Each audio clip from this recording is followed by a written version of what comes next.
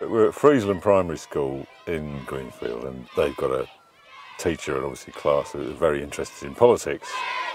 Are you going to do Debbie for all the candidates when they come? Because there's Lib Dem and a Tory.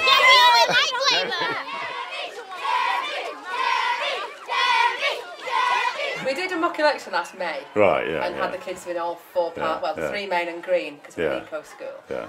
And then this time I thought it'd be interesting to get somebody from the campaign team. So then they all wanted to send a candidate too, and now they're all going to bring an MP as well. Last May the Greens won. Okay, that's because we're an ideal world, aren't we, in the primary school? If only everyone was really fair and lovely. Yeah. There was no cheating and no lying. No cheating, no lying. That's great. How did you vote in the election? In May?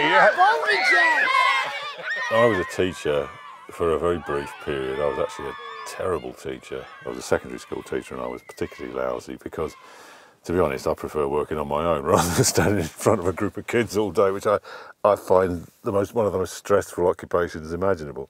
The thing about kids' drawings is when they're young, they're just free and easy and it all flows out, and then they hit about age 10 and suddenly most of them freeze up and think they can't draw. But this is in the classroom with Yvette Cooper and Debbie Abrams standing in front of this class of kids who are sort of all sitting at their desks, ready to ask questions.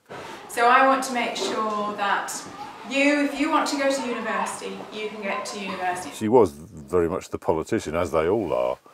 She seemed to be sort of, perhaps she was a bit too much of a politician, but they all seemed to be keen, and she got a good response from all of them, and they did field an awful lot of questions.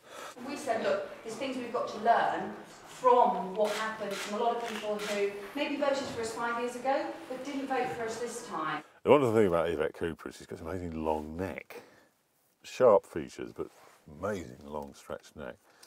Debbie Abrams has also got a very animated face, taking questions from class 4 with a cameraman, this lad here who permanently had his hand up the whole way through. He always had a question. Are you disappointed about what Will Willis said? He overstepped the line and he's paid the price for doing that. But what we're here for now is talking about, well, what can Debbie do for this area for the future? What are the key things that really matter to you? As a general thing in life, if you stand up for what's right, I don't think you can go too far wrong. This has been a traditional Liberal area for many, many years. We have virtually all the councillors. We know where our vote is, and it's a question of getting it out on Thursday. The Lib Dem was more restrained. That's Elwyn Watkins, who was the candidate, the one who fought the court case and everything, and he was talking about his experience, why the election was called. It's called the High Court, and they listened to the arguments from both sides, and they then came to a conclusion in November. How did you feel when you found out that Labour cheated you? It made me feel really rotten and really horrible, and lying is always wrong, and it's one of the things that you believe in the school here, that you shouldn't lie. A lot of the questions the kids were asking were really, really on the ball, putting them on the spot. There's a lot going on there, and that's why I found it so stressful thinking back. Why do you think you should win the election? I don't think I should win the election.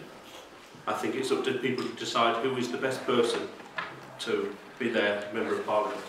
You can only have one winner, but it doesn't make the other people losers, if you so to me, because they've stood up for what they believe in, and there's nothing wrong for standing up for what you believe in. All the kids were out in the playground and they were going, Debbie, Debbie.